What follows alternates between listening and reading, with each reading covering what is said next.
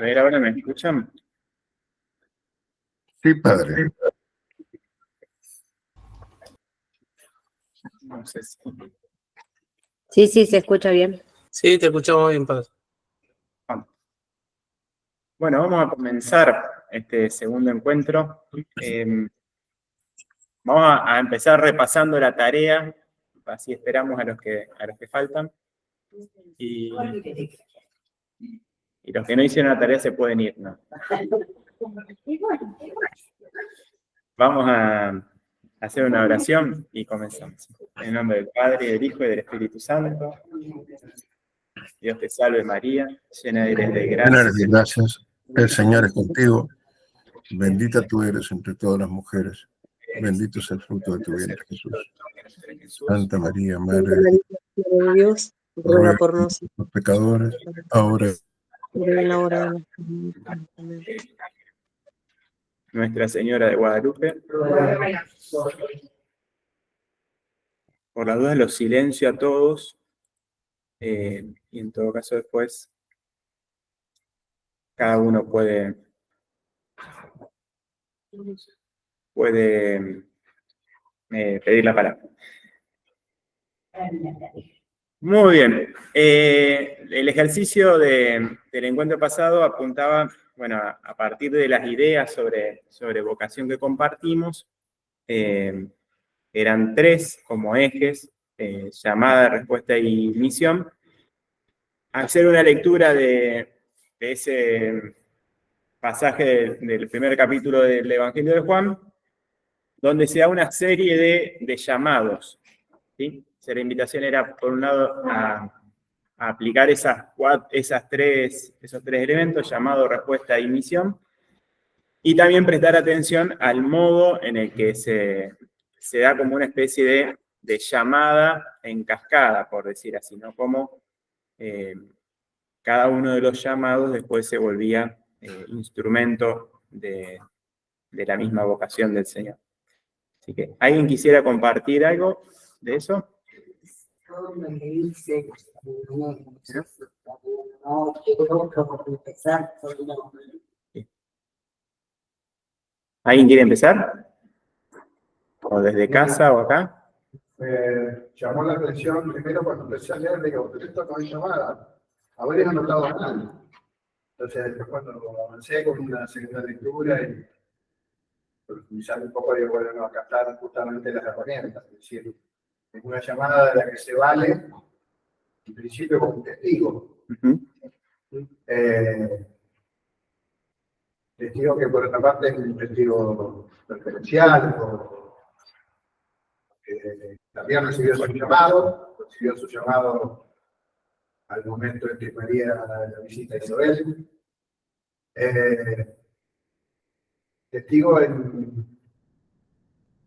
el que dice lo que vio por lo que da testimonio, el que refiere a lo que vio o a lo que accedió a través de los sentidos.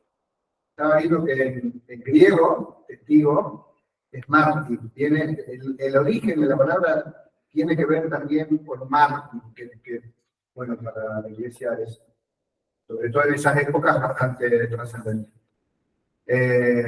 Otra cosa que me llamó mucho la atención, porque me fui a curiosear a los otros evangelios, a los sinópticos, tanto Marcos como Mateo, Lucas no vi si lo relata, pero Marcos y Mateo es un relato que es textual uno del otro, no sé si parece que lo hubieran repetido. En ambos, el llamado es de Jesús. Él los ve, a Andrés y a Simón, y le dice: vengan y los haré pescadores de hombres. En Juan, el llamado proviene en realidad del testimonio de antes, que les despierta, así como que les despierta el deseo. Es el propio Juan el Bautista que les dice: ese es, y entonces ellos deciden seguirlo.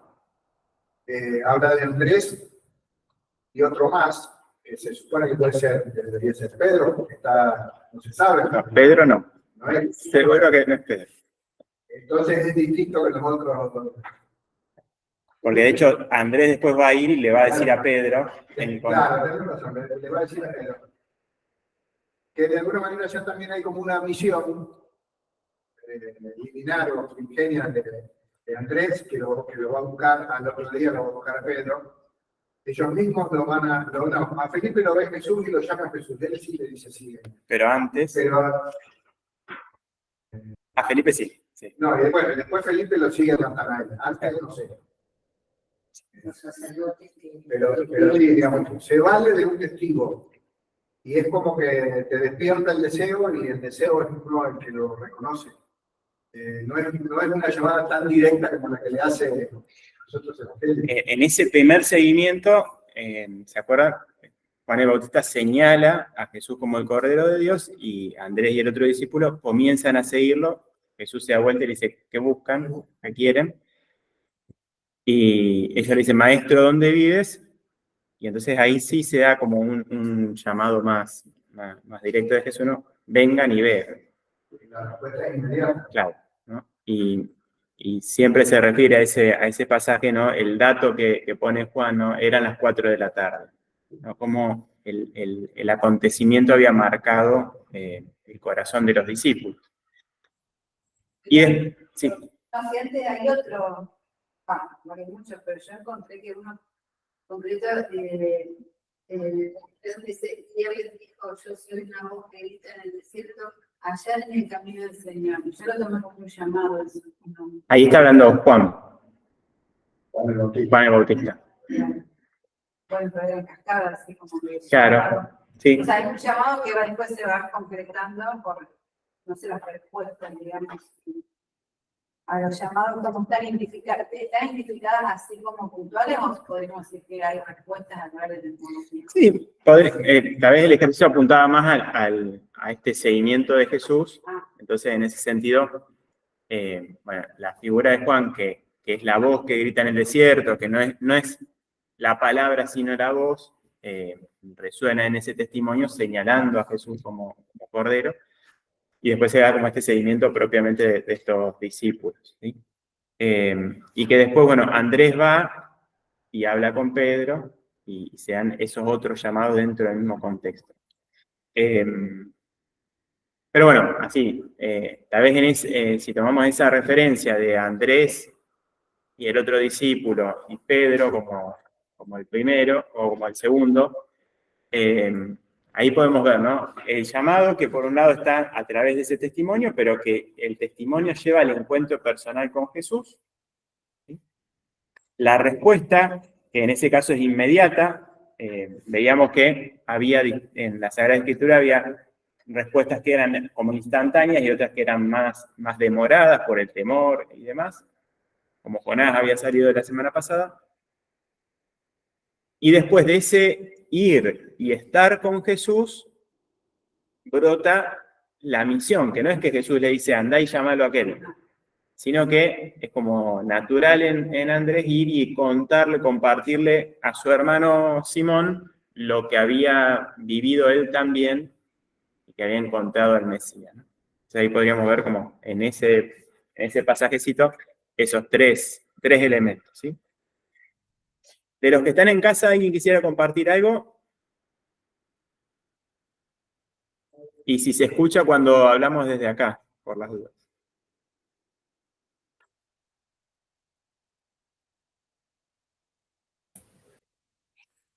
En el texto hay varios momentos en que se refiere a los 3 ejes de llamada, respuesta y misión. Cuando refiere a quién va a llamar, habla aquel que viene desde la plenitud, ¿no? Que después es identificado como el Cordero. Omar, perdón, ¿podrías volver a comenzar? Porque yo tenía silenciado. Perdón, digo que a lo largo del texto se ven los 3 ejes, ¿no? En varias oportunidades. Menciono uno, por ejemplo, cuando dice, desde su plenitud, se está refiriendo a quién nos va a llamar. Venía desde antes, que era Jesús, que después es mencionado como aquí está el Cordero. Hay un parrafito también que acá dice, ¿quién eres tú? Bueno, también se está refiriendo a quién nos va a llamar. Por allí habla al envío de los judíos. Los judíos enviaron sacerdotes y levitas. Está hablando de los envíos, de la misión. Que yo soy la voz que grita en el desierto, allá en el camino del Señor. es el que ya estás más llamando concretamente, ¿no? Hay muchos ejemplos más, pero quiero referirme a un llamado personal suyo, padre. Hoy hemos sido notificados oficialmente que será nuestro párroco en Santo Tomé, en La Paz. Gracias por venir.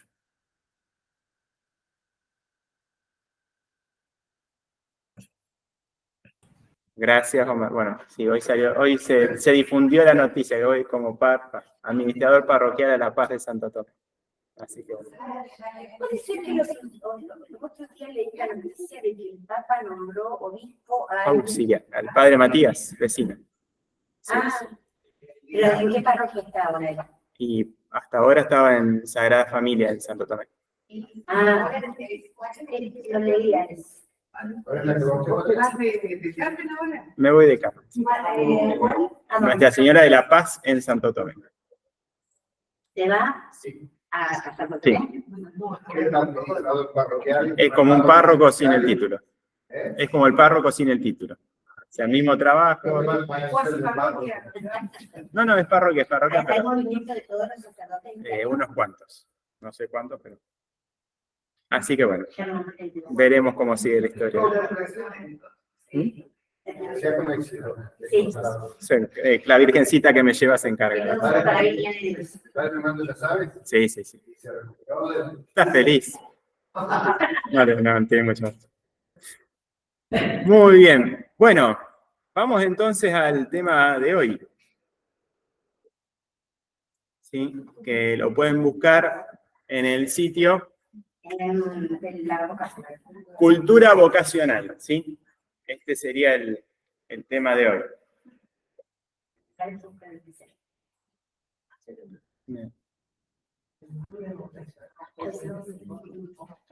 Esperen porque sí, está todo ahí. Si ustedes ven, debajo del título está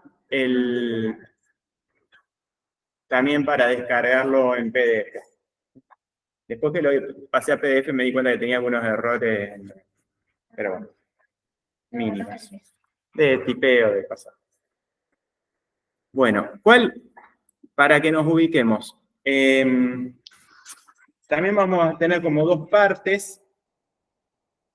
Primero, para entender de qué queremos significar con esto de cultura vocacional, que no es algo nuevo en la iglesia. Sí. Sí, para terminar el tema. No, mi hermana ahora radio como delegado municipal. No, sigo, por ahí. Sigo. No se van a librar de mí tan fácilmente en la OVE. Entonces, ¿cómo vamos a trabajar hoy? Dos momentos, uno para entender bien de qué queremos decir con esto de cultura vocacional, y después un ejercicio más práctico de un enfoque de lo vocacional que nos puede servir tanto para pensar nuestra propia vocación como a la hora de anunciarla en una clave que tal vez no es tan común entre nosotros, ¿sí? Bueno, ¿por qué hablamos de cultura vocacional? Y lo primero es que en nuestra... A ver, el Evangelio... ¿Se acuerdan que la semana pasada yo les hablaba de esto de que lo propio de nuestra fe era que Dios se nos había revelado, ¿sí? Había venido hasta nosotros para que nosotros le conociéramos y no nos comunica una idea, sino que se comunica a sí mismo, nos da su misma vida divina. Bueno, ese acontecimiento, que es la revelación de Dios, se dio en un pueblo concreto y en la historia. ¿Sí? La historia es algo creado por Dios, porque cuando Dios crea todas las cosas, crea el tiempo y así después la historia, o dentro del tiempo la historia.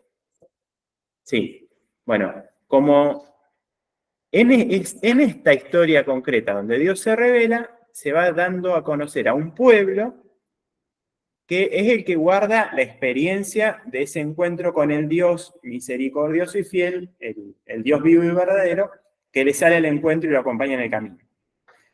¿Cuál es ese pueblo? A quien se reveló Dios. El pueblo de Israel, claro, el pueblo de Israel. Con su cultura propia, ¿sí? su temporalidad, etc.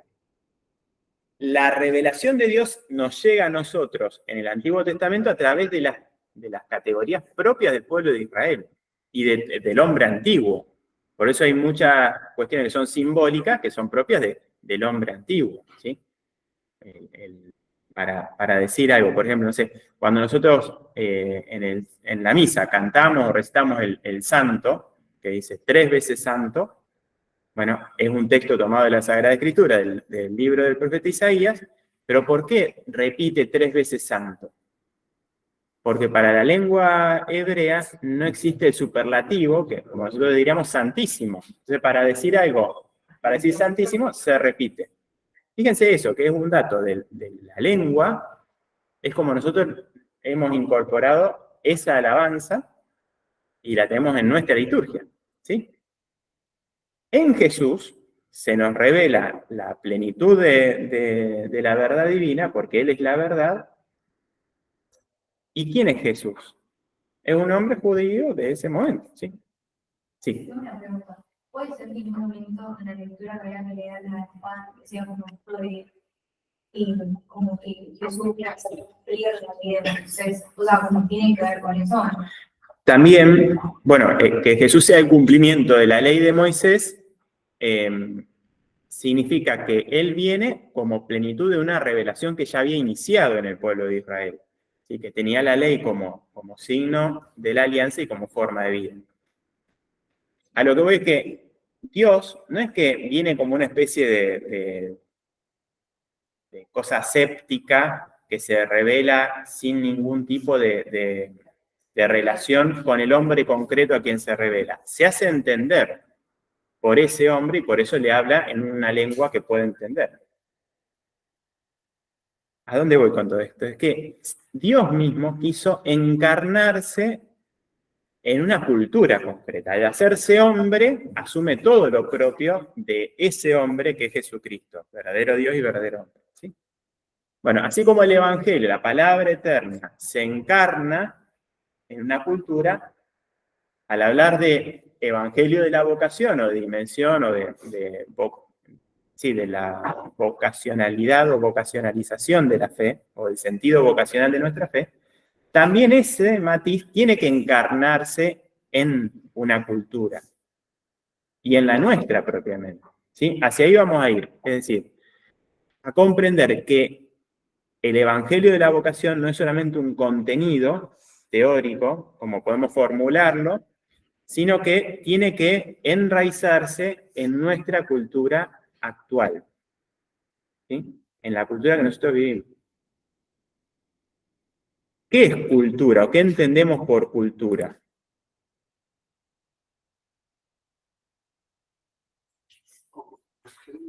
El documento de Puebla dice, es el modo y el estilo de vida de toda una comunidad y deriva de un modo de interpretar la vida y las distintas experiencias de la vida. Para mí más fácil es pensar, es el modo en el que la persona concreta piensa y vive, es decir, se relaciona con Dios, con los demás y con el mundo, ¿sí?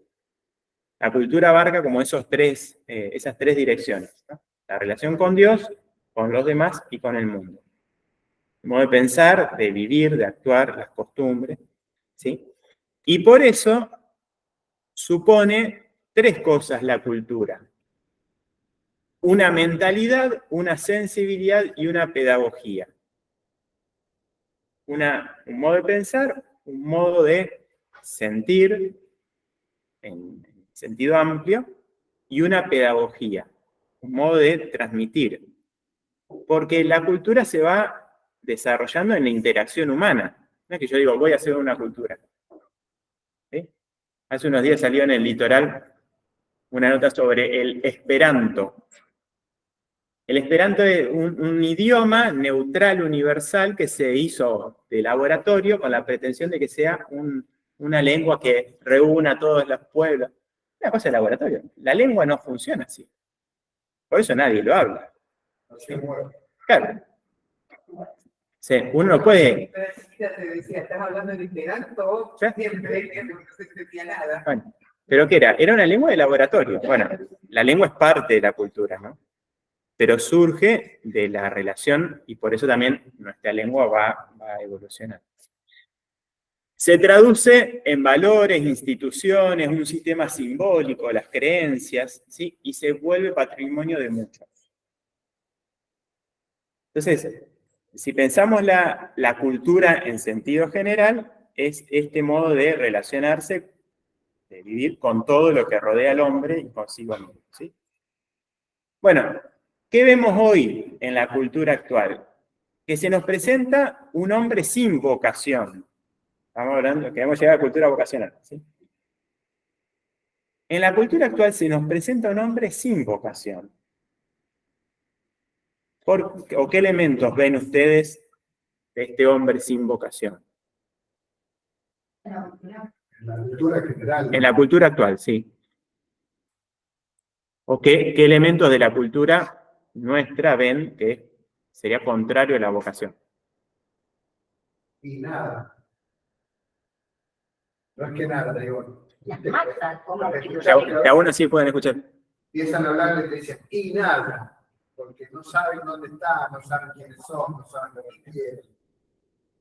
Entonces, Bueno, Sí, es lo que quieren pero bueno, pero eso es no saber dónde está, no saber qué querer, sí. Yo pienso como en esto de lo veo a veces, no tanto en los jóvenes, sino como en las personas capaz entre 30 y por ahí, que es como esto de, bueno, se rompió como la idea de la familia, o sea, es como, hay, como usted hace comentario de, bueno, pero hoy los jóvenes ya no quieren formar una familia, o como que forman una familia re grande, o como en vez de tener hijos tienen mascotas, o como esas cosas. Si alguien quiere... Ahí está. creando ideas que se van metiendo en la gente y como que la gente se va moviendo en masa en relación a esas ideas. Es como que no piensa realmente. La masividad. A ver, María Valeria. Sí, se ve, por ejemplo, la desesperanza, ¿no? Esa falta de fe, de poder esperar, de poder creer. Se está perdiendo mucho eso, ¿no? De poder creer. Y hay como un clima aparte de desesperanza, un clima de ansiedad de que todo se tiene que dar ya. Y eso hace que vivamos de una manera poco profunda sin poder reflexionar muchas veces en lo que hacemos y hacia dónde vamos. Se ve en los niños, se ve en los adultos, se ve en todas las edades, hoy por hoy. Yo hablo como docente porque yo estoy en escuela primaria y se ve en los chicos la falta de desesperanza, la falta de creer, y sobre todo esa falta de el esfuerzo, ¿no? al trabajo, esa cultura del trabajo que había antes, de decir yo me esfuerzo para conseguir algo y tener un objetivo, una meta. Hoy no está claro eso, no está definido. ¿Para qué estudiar? ¿Para qué sacrificarme? ¿Para qué hacer esto? ¿Para qué? Entonces está muy, muy imperante eso.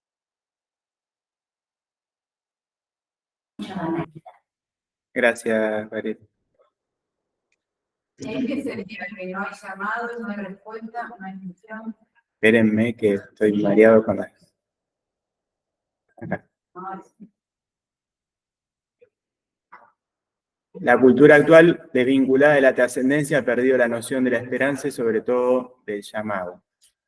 Al perder a Dios se pierde el sentido, se escucha mucho el que nada tiene sentido. Bueno, ahí como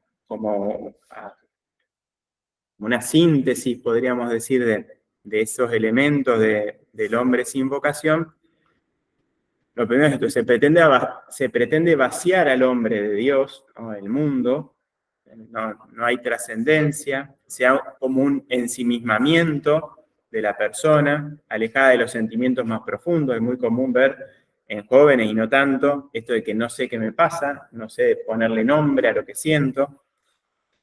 Cada uno se inventa a sí mismo según sus propios criterios, entonces desde mí mismo tiene que salir como la genialidad o o el éxito, ¿no? El utilitarismo, el egocentrismo. En el fondo no hay quien llame, ¿sí? Claro. Para que haya vocación, ¿se acuerdan? Tiene que haber una llamada, y si no hay nadie que llame, pero incluso, no solamente el otro con mayúsculas, sino tampoco hay una disposición para que otro me ayude a comprender el sentido de mi vida. Ya les doy la palabra.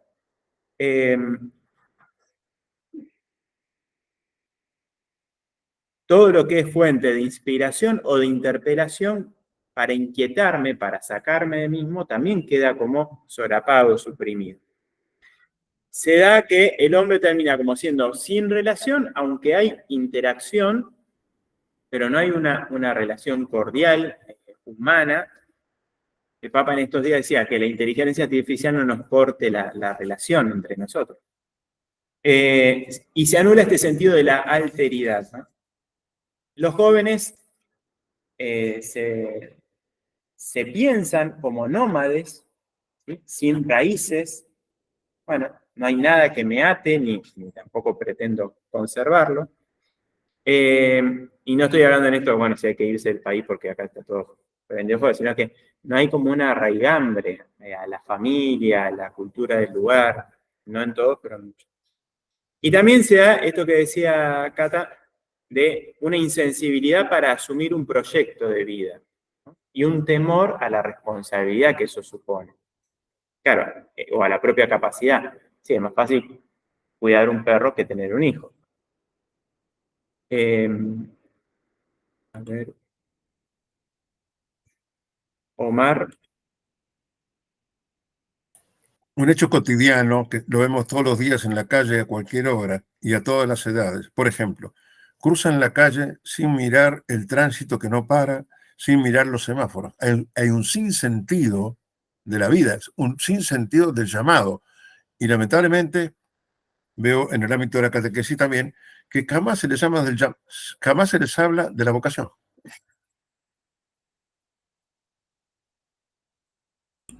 Marcelo.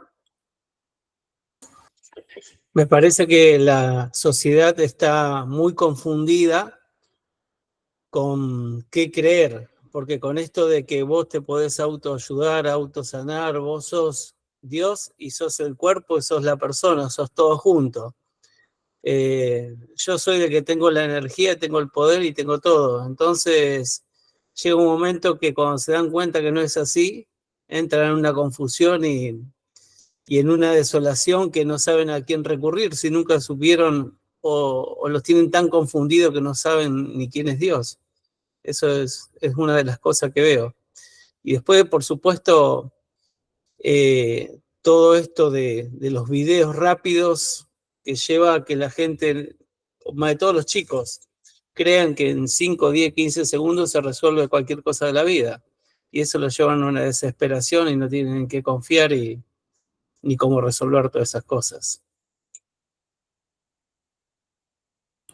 Gracias. Es más fácil mandar un meme que pensar. Bueno, seguimos un poquito más.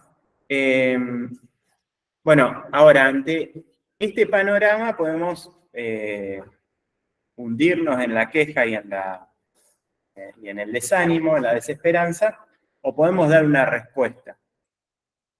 Ahora bien, esa respuesta nuestra tiene que estar bien enmarcada, porque si no, nosotros podemos caer también en la misma lógica del mundo.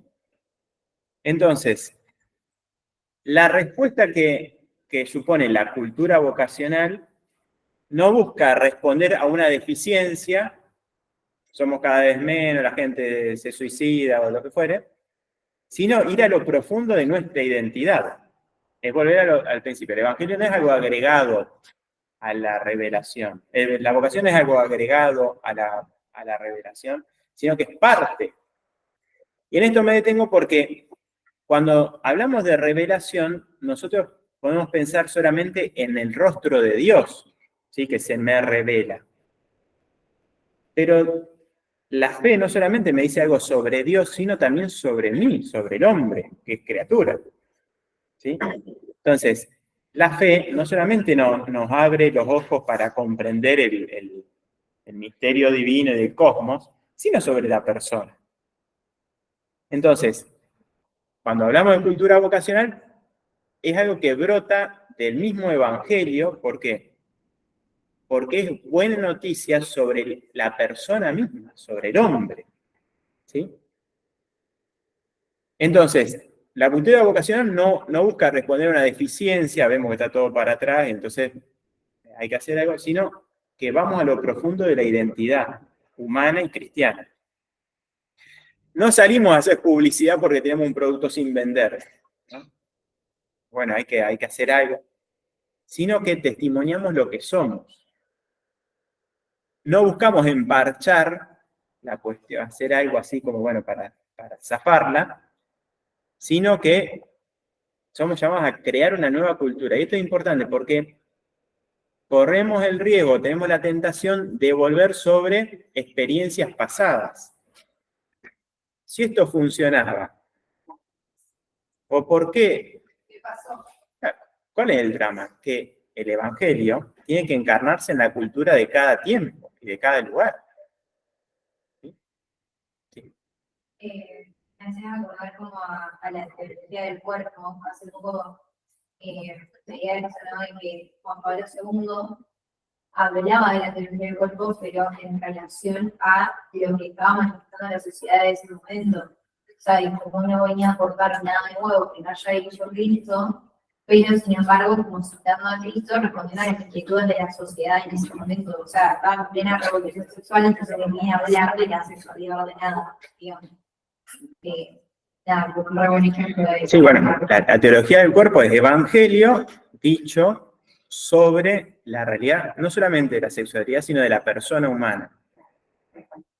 Lo que sostienen algunos es que, claro, había que entenderlo a Juan Pablo II, porque era filósofo, pero él venía también a hacer como toda una introducción para poder comprender cosas de las que se habían hablado antes y que como que faltó esto, el anuncio primero, ¿no? Pablo VI había dicho no a las relaciones prematrimoniales, no a los métodos de fertilización asistida, no, a un mundo que lo estaba proclamando como algo bueno y como un derecho. Eso no se entendió, de hecho, en la iglesia fue también para muchos una ruptura, una oposición abierta. Entonces Juan Pablo II, ya antes siendo obispo de Cracovia, ¿no? Él empieza a desarrollar todo este evangelio sobre la cuestión humana de fondo para que se comprendiera lo que era más normativo. Claro, yo no puedo pretender que alguien me entienda de que hay que amar a Dios sobre todas las cosas si antes no le dije que Dios lo ama a él. Entonces, para que el evangelio tenga incidencia, no se trata simplemente de emparchar o de hacer algo porque hay que hacerlo, ¿sí? Sino que tenemos que generar una cultura nueva. Y entonces no salimos solamente a criticar y a señalar los errores del mundo, sino que vamos a anunciar el evangelio de la vocación, por ejemplo. Me apuro un poquito, así podemos después trabajar. Bueno, los que hayan impreso el papel o lo hayan descargado en PDF van a ver que tienen cuadritos que ayudan más. No pude hacerlo en el sitio como cuadrito. Bueno, la cultura vocacional, entonces. Si el evangelio tiene que hacerse cultura, el evangelio de la vocación tiene que hacerse cultura vocacional. La cultura vocacional, ¿sí? Y hay como un elenco de cosas, ¿sí? Esto está tomado de un documento de los años 90 que se llama Nuevas Vocaciones para una Nueva Europa. Un congreso de vocaciones miraba propiamente a lo sacerdotal y a lo consagrado, pero ya ahí se hablaba de la necesidad de una cultura vocacional y no solamente de propaganda. Ese documento miraba a algo nuevo para el 2000. No puse esa cita donde decía que era la cultura vocacional, esta síntesis, Uno dice 24 años después de que empezamos el 2000, ¿cómo estamos? Habría que hacer un segundo documento. Pero bueno, ¿qué supone entonces la cultura vocacional? Cultiva las actitudes vocacionales de fondo. Promueve una cultura del espíritu. Invita a reconocer y acoger las aspiraciones humanas más profundas. Reacciona contra una cultura de la muerte con una cultura de la vida. Fomenta el deseo de Dios. Compromete la mente y el corazón de la persona. ¿Sí? Cultiva las actitudes vocacionales de fondo. ¿Por qué? Porque no es solamente una cuestión de esperar que la gente escuche el llamado y responda, sino que hay toda una serie de actitudes que tienen que ser como propedéuticas a esa relación entre llamado y respuesta. La gratitud, la generosidad, la capacidad de escucha. Promueve una cultura del espíritu en un mundo que es totalmente materialista. Entonces es redescubrir la dimensión espiritual de la realidad. Pero eso es un ejercicio que hay que hacerlo a propósito y directamente, pero en un lenguaje que sea capaz de ser comprendido. Invita a reconocer y a acoger las aspiraciones humanas más profundas. Y esto es importante porque si no terminamos anunciando un evangelio desencarnado. Y justamente lo que hace Jesús es ir al fondo de la cuestión. Porque el evangelio es respuesta al corazón humano. Y la vocación, si es parte del evangelio en sí, le apunta directo al corazón de cada persona, de cada hombre y cada mujer a lo largo de la historia y a lo ancho del mundo. Entonces, si nosotros damos por obvio o minimizamos las cuestiones más radicales de la experiencia humana, entonces vamos a pretender un anuncio a un maniquí, no el corazón humano. Y el corazón del hombre hoy no es el corazón del hombre de hace 20 años. Sería como lo que se dice ayornar, digamos, o sea, lo que se necesita para entenderlo, digamos, con la cultura que tenemos hoy. Sí, pero no solamente es una cuestión de lenguaje, entonces yo en lugar de decir está claro. una palabra la cambio por otra, sino que necesitamos una comprensión más profunda y más realista del hombre actual. Yo siempre hago la misma crítica. Sí. Hoy, en nuestra iglesia, hay, por ejemplo, muchos retiros de impacto. Algunos de ellos nacieron hace 40 años al menos. Y por una cuestión de que no se cambia nada, porque siempre se hizo así, se mantiene una estructura que le hablaba a un joven que en los años 80 tenía fe y no tenía vida parroquial, entonces había que introducirlo simplemente a la dinámica comunitaria. Hoy los jóvenes no tienen fe. La catequesis pasaba lo mismo. La catequesis familiar, con todo el sistema que se había pensado en su momento, ¿a quién le hablaba? A familias que tenían fe, pero que necesitaban formación e integrarse a la parroquia. Hoy los papás vienen, y no todos, pero muchos, la última experiencia de fe que tuvieron fue la primera comunión. Y en lo concreto, la fe no les dice nada. Sí, tendrán alguna devoción, pero y no niego la fe, digo, es como que uno no puede seguir hablándole a alguien que ya no existe. Por eso invita la cultura vocacional a reconocer y acoger las aspiraciones más profundas de la persona. ¿Sí? ¿Qué estás buscando? Nosotros damos a veces, lo que se dice comúnmente, ¿no?, respuestas a preguntas que nadie se hizo. Y me apuro un poquito. Bueno, fomenta el deseo de Dios y compromete la mente y el corazón. No es solamente Tiene una cuestión intelectual, el Evangelio.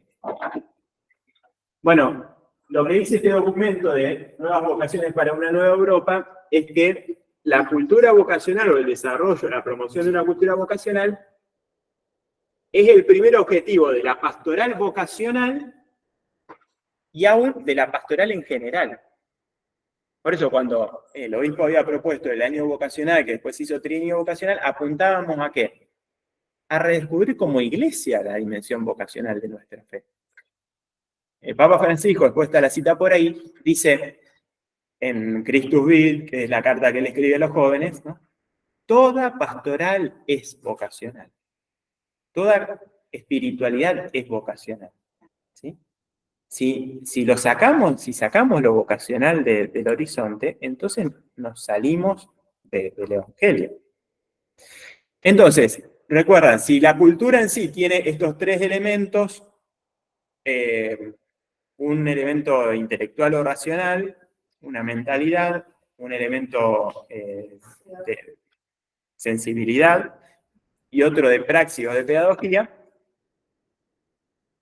vemos esos componentes de la cultura y vamos a ver el contenido propiamente vocacional, ¿sí?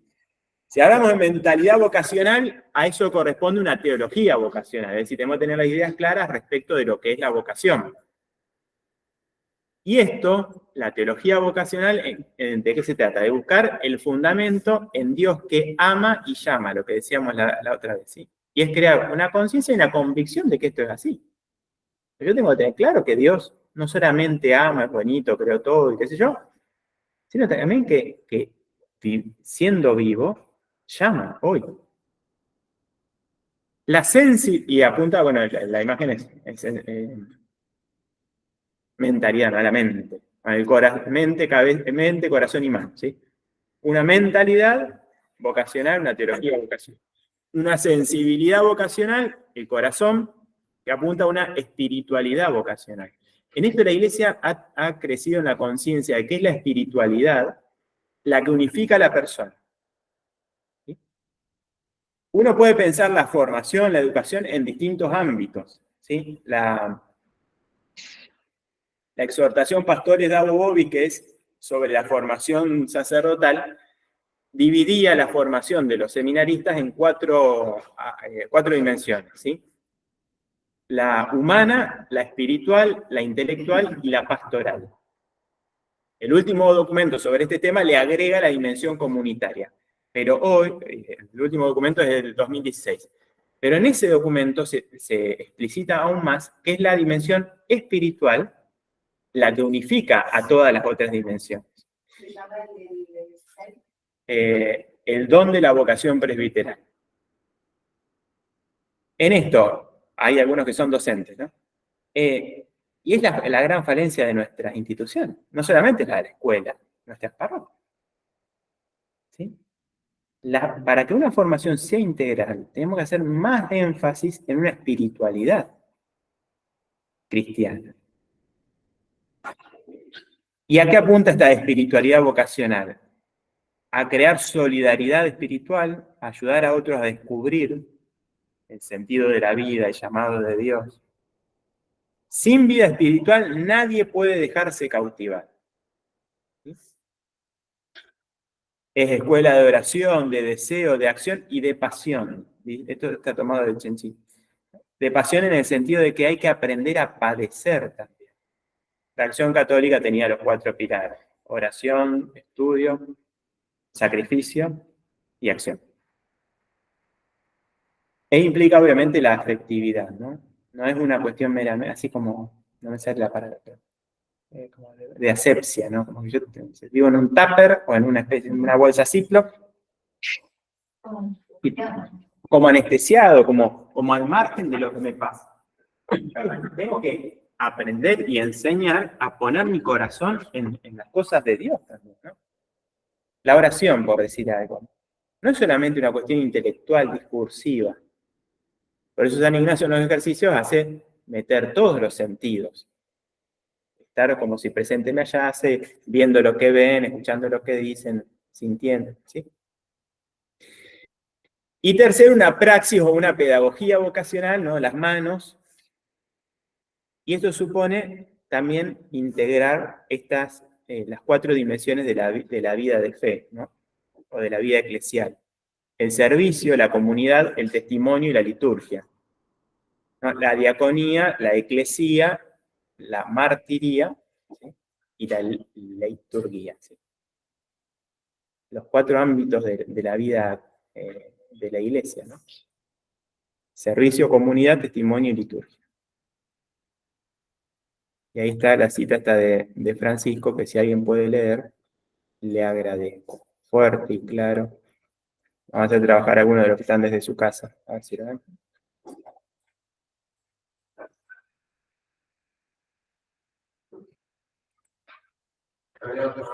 Fuerte.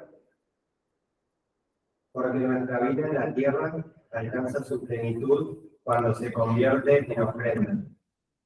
Recuerdo que la misión en el corazón del pueblo no es una parte de mi vida o un adorno que me puedo quitar. No es un apéndice o un momento más de la existencia. Es algo que yo no puedo arrancar de mi ser, si no quiero destruirlo. Yo soy una misión en esta tierra, y para eso estoy en este mundo. Por consiguiente, hay que pensar que toda pastoral es vocacional, toda formación es vocacional, y toda espiritualidad es vocacional. Gracias.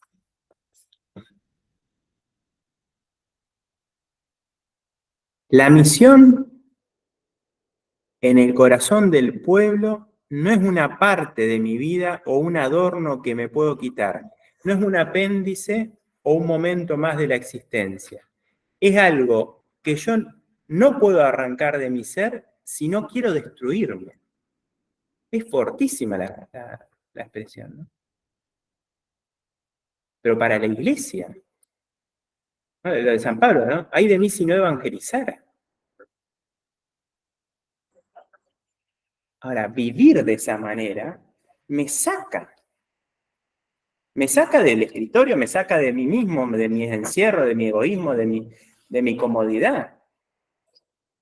Claro, hoy el hombre sin vocación quiere salir de la zona de confort, ¿pero para qué? Para encontrar más confort en otro lado.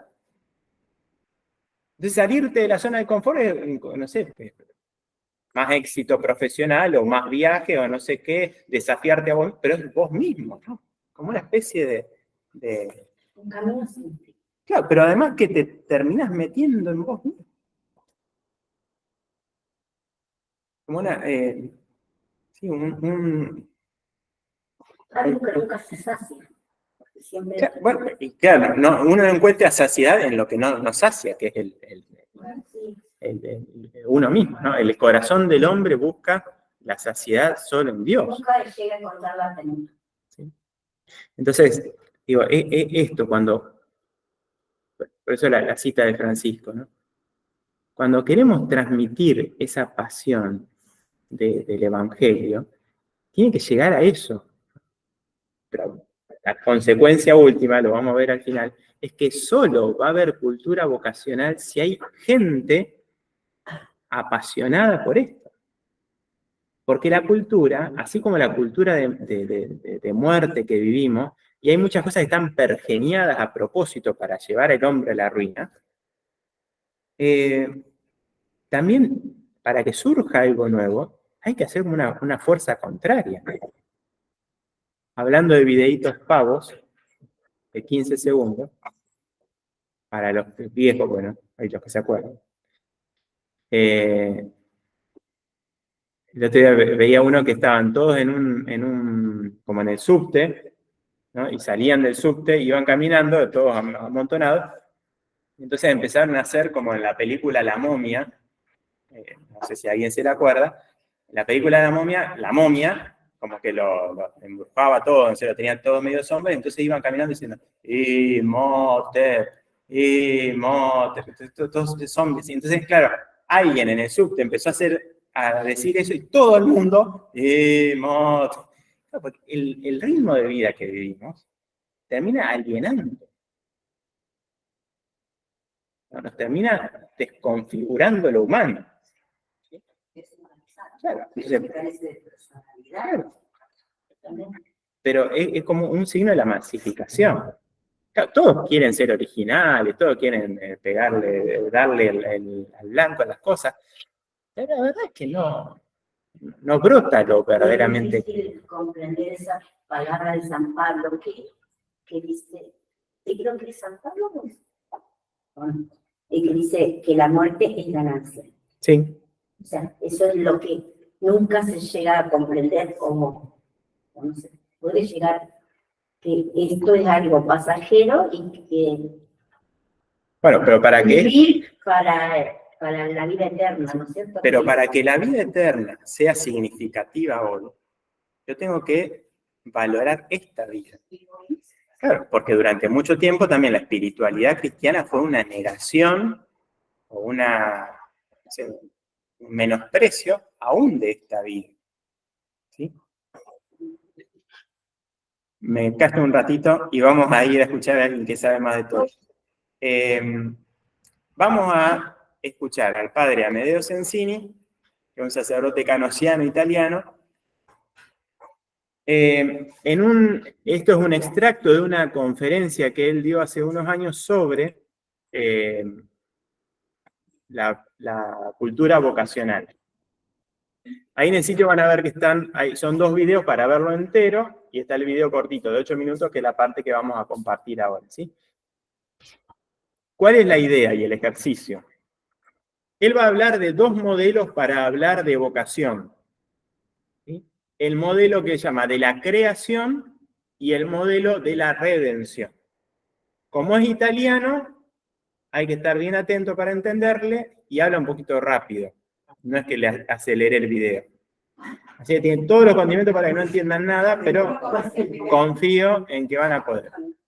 Por las dudas, está desgrabado más abajo y simplificado para que después lo puedan ver. Pero vamos a tratar de, escuchándolo a él, apuntarse algo sobre cada modelo. Es muy esquemático él para escribir y para hablar. Entonces van a ver que él plantea la situación de fondo, cuál es la crisis vocacional, y pone como en espejo ambos modelos.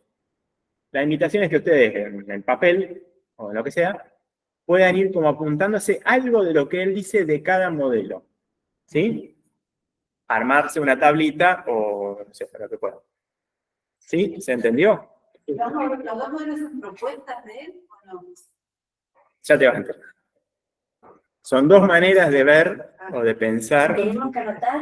Tienen que anotar características de cada modelo, lo que se acuerden, lo que vayan. Él es muy esquemático, ¿no? Entonces va a decir lo que es el modelo de la creación, lo que es el modelo de la redención, y va a decir pros, contras, oportunidades para este tiempo, etc. Bien. Antes de ponerlo, a ver, la gente que está en su casa está viva, todo fantástico. ¿Sí? Todo bien. Sí, sí, despierto también. Bueno, muy bien. Vamos a compartir.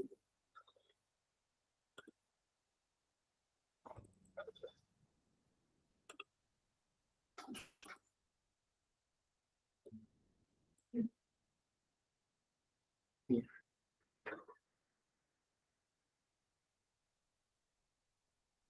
Si los que están desde su casa, por lo que sea, no lo escuchan bien y quieren ponerlo para reproducir, pueden entrar en el sitio y ahí está el video, hacen clic y lo ven o lo escuchan ustedes directamente, ¿sí?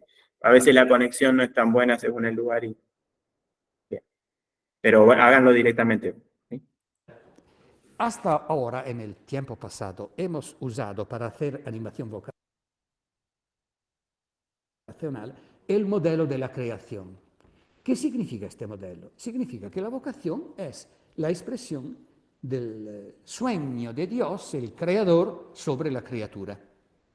Es un modo correcto de pensar la vocación, que sería entonces como la expresión, la realización del deseo divino sobre esta singola individua creatura. Entonces, la vocación me sirve para realizarme según el modelo de Dios. ¿Correcto? Claro que es correcto. Pero hay otro modelo que me parece un paso adelante, el modelo de la redención. ¿Qué significa el modelo de la redención? Significa otra manera, que no desmiente esta, claro, es un paso adelante. Adelante, más allá del proyecto de realizarse según el proyecto de Dios el Padre. Modelo de la redención significa concretamente que no es suficiente la preocupación de tu realización, de tu vida, de tu sueño, del sueño divino sobre de ti, del sueño divino sobre de ti, de algo que se refiere a tu persona. Modelo de la redención significa que la vocación cristiana tiene siempre que ver con la salvación de los otros. Tú eres salvado, redento, ¿no? Por la sangre de Cristo. ¿Y qué significa ser salvado? ¿Qué significa ser salvado? Parecería como una actitud pasiva, ser salvado por otro, por la sangre de Cristo. Bueno, en sentido auténticamente cristiano, ser salvado significa también aquí. Tú has recibido un don, la salvación, que ahora te hace capaz de dar salvación a los otros. Esta es vocación cristiana. La preocupación no por tu persona, querido, sino por los otros. Hay auténtica vocación cristiana cuando se crea y se provoca este tipo de sensibilidad relacional, evidentemente, ¿no? Que se convierte en dramática porque hacerse cargo de la salvación del otro significa entrar entre el modelo de la redención, del siervo sufridor que dona su vida para los otros. Y esto es la sensibilidad dramática en el sentido que hay drama cuando una persona hace este tipo de elección, pero que es totalmente coherente con lo que nosotros creemos como cristianos. Si el ser cristiano no me conduce a esto, no me hace comprender esto, bueno, yo soy un cristiano puramente desde la exterioridad de la vida, no soy, la sensibilidad no es convertida. La sensibilidad es convertida en sentido cristiano cuando yo me doy cuenta de este don recibido por el otro, Dios, a través de Cristo, a través de otras personas también en mi vida, ¿no? Y bueno, este don que me ha salvado y me está salvando sobre todo del egoísmo espiritual. Existe también el egoísmo espiritual, ¿no? La persona que se preocupa de su paraíso, de su eschaton, de su salvación eterna. No, esto no es cristianismo. Cristianismo significa el don recibido, ahora me da la responsabilidad de preocuparme de la salvación de los otros y de otros. Y esta es vocación cristianamente entendida. Cuando se crea este tipo de sensibilidad relacional por la salvación de los otros.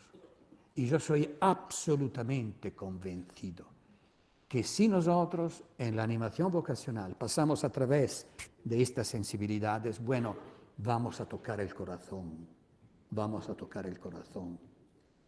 Y la persona siente que sería dishonesto no entender la vida como este don recibido que tiende por su naturaleza a convertirse en bien donado. Sería pagano y farisaico entender el cristianismo como simplemente la recepción del don de la salvación. Gracias, mi Dios. Esto no es cristianismo. Sería una interpretación infantil del cristianismo. El cristianismo adulto es la persona que se hace cargo del otro. La persona que dona su vida para la salvación del otro. La persona que siente que no podría ser que así. Esto es auténticamente ser cristianos. Y esto es lo que me introduce siempre más en la teopatía. Porque es exactamente la sensibilidad de Dios. Dios es el Dios de los cristianos, es maravilloso, ¿no? Porque nuestro Dios tiene sus sentidos. Nos creemos en un Dios que tiene sus sentidos, un Dios que se conmueve, un Dios que escucha el oprimido que sufre, un Dios que tiene un corazón que se conmueve, un Dios que tiene una sensibilidad. ¿Qué es la encarnación? El misterio teológico de la encarnación es la revelación de la sensibilidad del Eterno. Y cada gesto, cada palabra de Jesús es revelación de la sensibilidad del Eterno. Bueno, el cristiano es una persona que entra dentro de esta sensibilidad y elige su vida a partir de esta sensibilidad obediencial, vocacional, que lo hace obediente, ¿no? Cada momento de la vida, una obediencia constante, que lo hace responsable del otro, dramáticamente responsable, dramáticamente hasta el punto de donar la vida. Y solo si presentamos el cristianismo así, con esta visión y visual amplia y evangélica y conforme al modelo de la creación y también al modelo de la redención, bueno, solamente a este punto podemos esperar de tocar el corazón. Cuando el cristianismo es presentado auténticamente, toca el corazón. Es inevitable. La única condición, ¿cuál es? Que quien habla, y en este caso hace animación vocacional, sea una persona con una sensibilidad convertida, con una sensibilidad cristiana. A este punto es inevitable cor, como decía Newman, ¿no? Cor ad cor loquitur. El corazón habla al corazón. Y este punto es garantizado el fruto vocacional según las diversas opciones de vida.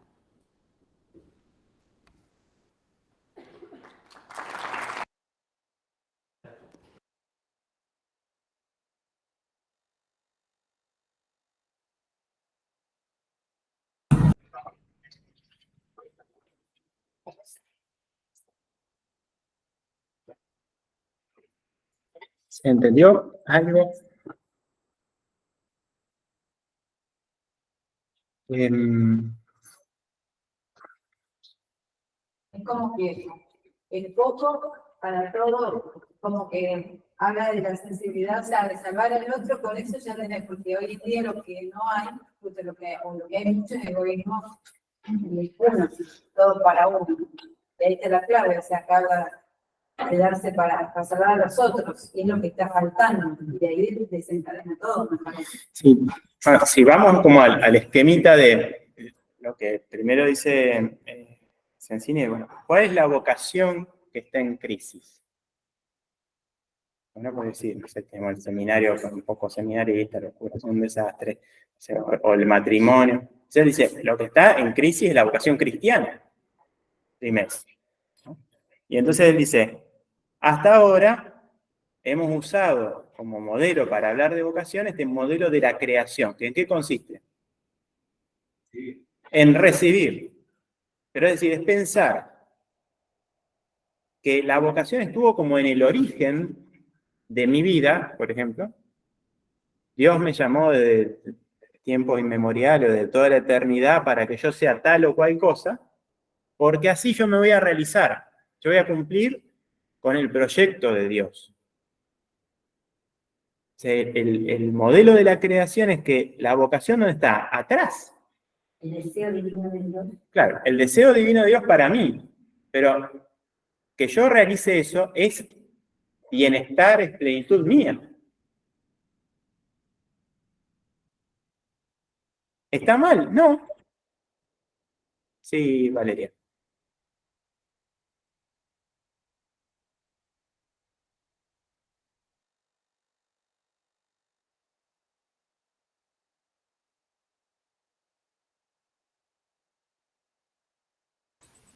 No escucho yo, no sé si está muteada.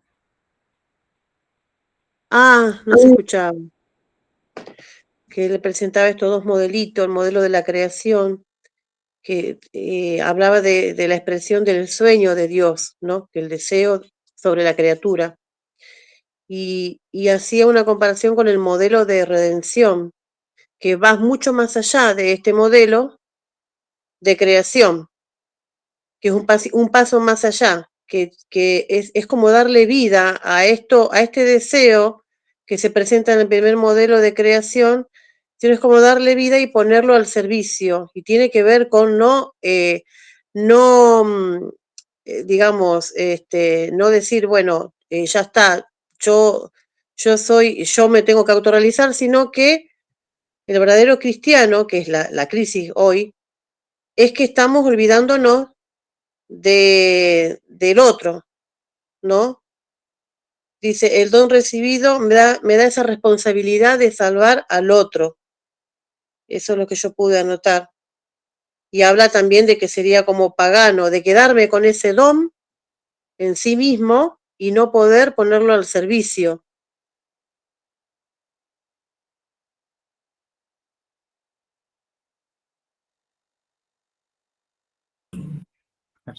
Si yo escribí el solo hecho de que sea don, porque lo recibimos como don, es gratuito, y es para donarlo. O sea, Sí, como una al don gratuito lo recibimos para donarlo. Ahora, en el fondo, la referencia a que sea un modelo no solamente de la creación, sino de la redención, se apoya en la persona de Cristo. ¿Sí? Que Él, ¿qué hizo con su vida? La dio, la entregó para la salvación de los otros. Entonces, en esta dinámica de la vida cristiana como redención, yo no puedo quedarme tranquilito, ¿no? Que dice, gracias mi Dios, porque estoy salvado.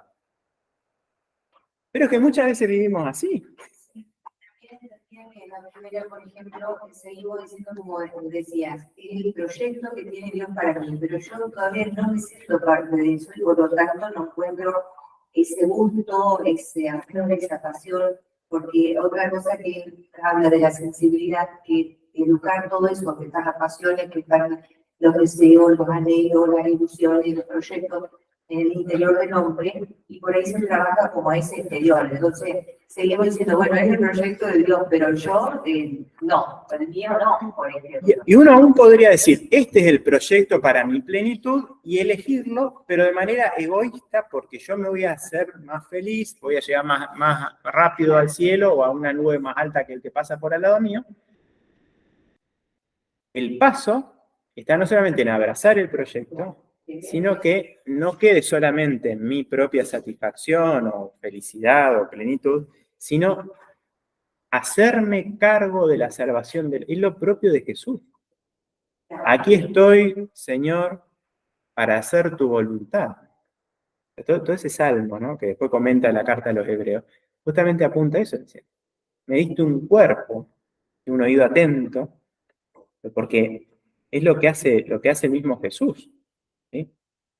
Entonces, no nos identificamos con el Dios Altísimo sentado en su trono. No, el cristiano es otro Cristo, pero el hombre hecho a imagen y semejanza de ¿quién? De Dios, sí, pero del Hijo, que eternamente se dona en amor al Padre, ¿sí? Y que de esa donación mutua, ¿no? Brota la salvación para toda la creación. No decía de todos tengan los mismos sentimientos de Cristo Jesús, y que eso de sentirnos como identificados con Él, hasta llegar a tener ese corazón. Bueno, y en la carta a los Filipenses, el capítulo 2, que Pablo dice esto, ¿no? Tengan ustedes los mismos sentimientos de Cristo Jesús, es todo ese himno del anonadamiento de Cristo. Porque se anonada hasta la muerte y muerte de cruz, Dios lo exalta y le da el nombre sobre todo nombre. ¿Para qué? Para que toda rodilla se doble ante Él. Es decir, ese movimiento de entrega de Cristo para la gloria de Dios. Y eso lo podemos ver en todas las dimensiones de la vida cristiana, ¿no? En la predicación, en el servicio, que no es solamente una cuestión meramente exterior, sino que apunta al servicio de la persona completa, también en su dimensión espiritual. La misma liturgia, que es adoración de Dios y santificación del hombre. ¿Sí? en el testimonio cristiano. Sí. Aportar con algo.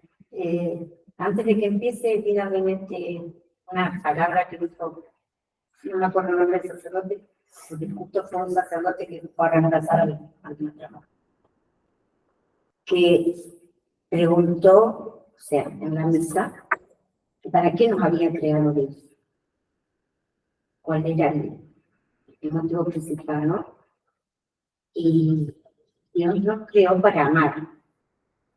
Y entonces, amor es servicio. Entonces, como que es en síntesis todo esto. Sí. Es que Dios es amor, dice Juan, ¿no? Y justamente por eso es total apertura y es búsqueda del bien del otro, ¿sí? No sé si pudieron hacer como ese esquemita entre modelo de la creación y modelo de la redención. ¿Pudieron apuntarse a algo así como para...? ¿No? Yo lo definí en muy demasiado breve, quizá. Bueno.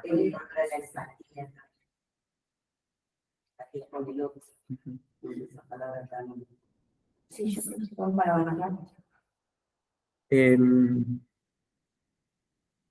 Y al final, entonces él dice, en este desafío de buscar no solamente mi salvación, sino la salvación del otro, se va dando esa identificación con la misma sensibilidad de Cristo, y por eso uno puede tener la verdadera incidencia, ¿no? Porque él dice, el cristiano es una persona que entra dentro de esta sensibilidad. La expresión que dijo él es teopatía. ¿Sí? Teopatía, que es la pasión en el sentido de padecer o de ser afectado de Dios. Por eso él dice, el cristianismo adulto es la persona que se hace cargo del otro, la persona que dona su vida para la salvación del otro, la persona que siente que no podría ser, ahí se corta, bueno, dice que se va introduciendo en esta teopatía, en este sentir de Dios, en la sensibilidad de Dios. El Dios de los cristianos, dice, es maravilloso porque tiene sus sentidos, se compadece, escucha, está atento, cuida. Y como la encarnación es la revelación de esa sensibilidad de Dios, lo que los gestos y las palabras de Cristo no nos dicen otra cosa que el sentir, el corazón de Dios, dice, el cristiano es una persona que entra dentro de esta sensibilidad y elige su vida a partir de esa sensibilidad obediencial, vocacional, que lo hace obediente en cada momento de la vida. Una obediencia constante que lo hace responsable del otro, dramáticamente responsable, hasta el punto de dar la vida. Y solo si presentamos el cristianismo con esta visión amplia y evangélica y conforme al modelo de la creación y de la redención, podemos esperar tocar el corazón. Solamente cuando el cristianismo es presentado auténticamente toca el corazón. Es inevitable. Y entonces toma esto que el lema del cardenal Newman, ¿no? Cor ad cor loquitur. El corazón habla el corazón. Claro, hace falta una sensibilidad, un corazón compartido, apasionado por Cristo. Es lo que vemos en la historia de la Iglesia. Solamente si nos dejamos atraer por el corazón de Cristo, transformar por Él, tener sus mismos sentimientos, y vamos a poder entonces generar algo nuevo. Porque si no, nos quedamos dentro de las categorías que son del mundo. Entonces, esto tenía una joven me decía, hay que proponerle algo serio y radical a los otros jóvenes. Si vos le propones una cosa así medio chirle como el mundo, ¿qué te desafía? Pero no solamente a los jóvenes. Claro, porque eso iba a decir, Esa es la falta de cultura vocacional en general. Porque también, sí, O sea, si tenemos la receta, digamos, somos personas, por eso está fallando, o fallando, digamos, no es fallando. Como que porque hay tanto de lo otro que no necesitamos. ¿Dónde se fue partiendo? ¿En qué momento? Y ahí es el tema. yo creo que es lo dramático de la libertad humana que Dios acepta Sí. y que no siempre adhiere hasta el fondo al Evangelio de Jesús. Esto pasó en todos los tiempos de la Iglesia, ¿no? O sea, ¿quiénes rescatan la vida de la Iglesia? Los santos. O sea, en cada tiempo, Dios suscita santos testigos que para ese momento muestran el esplendor del Evangelio. Papa en Gaudete et Exsultate, ¿no? Que él dice, no voy a hacer un tratado de santidad, quiero hacer resonar el llamado a la santidad en este tiempo. Bueno, si uno lee Gaudete et Exsultate, es decir, es el mensaje o el llamado desde siempre a la santidad, pero aplicado al momento actual. Entonces es cuando habla de la santidad de la puerta de al lado, ¿no? Y de cómo los santos nos animan en el caminar. Dice, hay santos que son más para admirar que para imitar. ¿Por qué? Porque si yo agarro los santos de, no sé, del siglo XV o del siglo IV y pretendo vivir como ellos, va a haber una desconexión. ¿Por qué? Porque es otra la realidad, es otra cultura. Si hoy es San Juan Crisóstomo, hermoso como proclamaba la palabra Crisóstomo. No me da para hablar como Crisóstomo, pero si yo pretendiera hablar del mismo modo exterior, la forma en la que él predicaba, no me entiende nadie. Porque el tema no es la forma, sino el fondo, ¿sí? El corazón del evangelio. ¿Sí? No, que creo que también un poco, o sea, pensando cuando te haces esta pregunta, pero algo que cambió mucho, que yo por la edad que tengo vi los cambios, lamentablemente la comunicación, toda la forma de comunicarnos que hoy tenemos tan amplia, que antes no había, teníamos internet, no teníamos celular, o sea, se difunde a veces más, lo otro nos va ganando de mano la forma de que no queremos que la que queremos. Por eso hoy también se está apuntalando a la evangelización digital, que es aprovechar para ganar de mano lo que deberíamos escuchar o ver y no lo que no queremos escuchar o ver. O sea, pienso que eso ayudó mucho a distorsionar, o sea, es parte de una de las cosas. Sí, el tema es que si uno piensa, ¿dónde anunció San Pablo el Evangelio? En Corinto. Corinto era una ciudad, tenía 2 puertos. Ya había un templo pagano con 1000 prostitutas. Y todos los de Corinto iban al templo. Eran los peores. Claro, el verbo era ir a corintiar, como se entiende, ¿no? ¿A qué iban a corintiar? Bueno, entonces, en ese contexto adverso, ¿cuántos eran los cristianos? Un puñadito, no nos vamos a hacer ilusionar de que eran una multitud. Pero Pablito fue ahí con el coso, o en Atenas, ¿sí?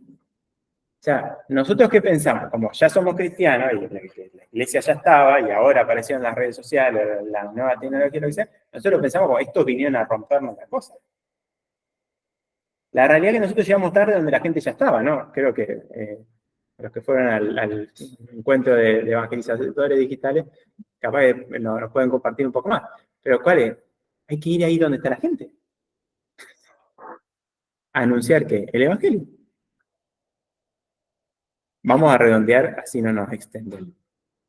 Igual si vamos Sí. al caso, no se trata tanto por ahí, como que centramos la preocupación, ¿no? En cómo nos llevamos a utilizar, cómo llegamos, la llegada, pero no en esta sensibilidad que es personal, que ese testimonio me parece que decían los santos, es santo vos y todo alrededor va a empezar a cambiar. Entonces, ahí me parece que radica, porque la única forma de llegar a lo que dice ahí de corazón a corazón es que este corazón esté en esa unidad interior, la conversión. Como a modo de síntesis.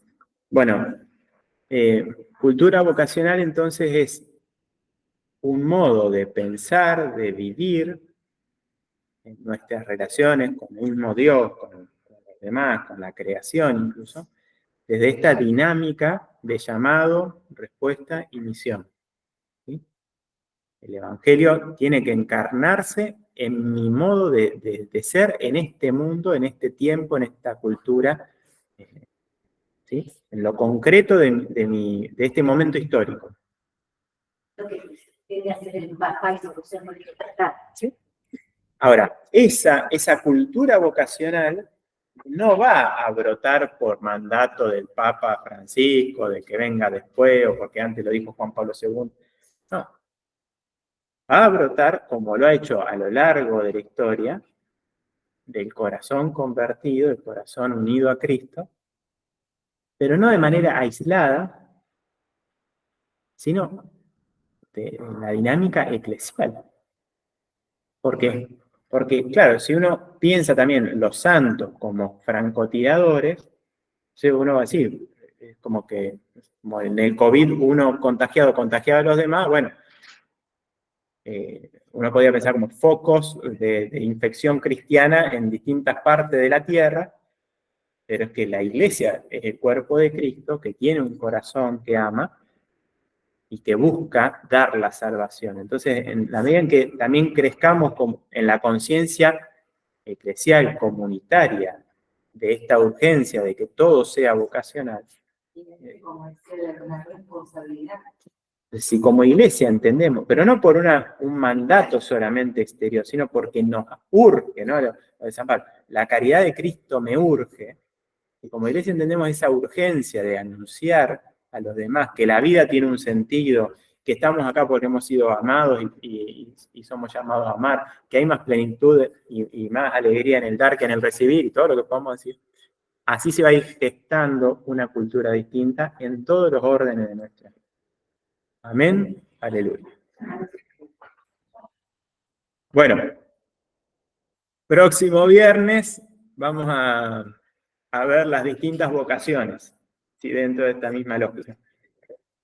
Al final de la página de hoy hay dos mensajes del Papa Francisco para 2 jornadas mundiales de oración por las vocaciones, que el que tenga tiempo y quiera puede leer. Al final de todo, ¿no? Escuchar, discernir y vivir la llamada de Dios, y vocación, gracia y misión. ¿Sí? Muy bien.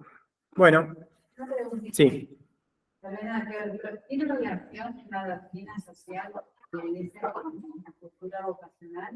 O sea, ¿apunta a eso o no? Bueno, la doctrina social uno puede entenderlo como un modo evangelio, desde el evangelio de ver la realidad, de leer las cosas. Lo primero de la doctrina social es la verdad sobre el hombre. Y bueno, podríamos pensar como distintos focos desde donde miramos. Busca esto la doctrina social, la cultura vocacional, ¿no? Es el fondo. Tal vez el desarrollo teórico es distinto, porque la doctrina social va iluminando desde el Evangelio distintas realidades de la vida social del hombre. Está el hombre en sí mismo, su libertad, la familia, el trabajo. El trabajo es parte de la vocación, sí, pero como que va iluminando en el desarrollo histórico de la doctrina social y en la sistematización que se dio en los últimos años. Podríamos decir, es el modo de leer la realidad desde el Evangelio, sí. Toda la realidad, la complejidad de la realidad, en todos los órdenes, sí. Tal vez acá apuntamos a la cuestión más fundamental del sentido de la existencia humana, sí. Es el mismo Evangelio. Bueno, le damos gracias al Señor y le invocamos a nuestra Madre. Dios te salve María, llena eres de gracia, el Señor es contigo. Bendita eres entre todas las mujeres, y bendito es el fruto de tu vientre, Jesús. Santa María, Madre de Dios, ruega por nosotros pecadores, ahora y en la hora de nuestra muerte. Amén. Nuestra Señora de Guadalupe, del Padre y del Hijo y del Espíritu Santo. Amén. Chao, padre. Nos vemos. Chao, chao. Noches. Buenas noches.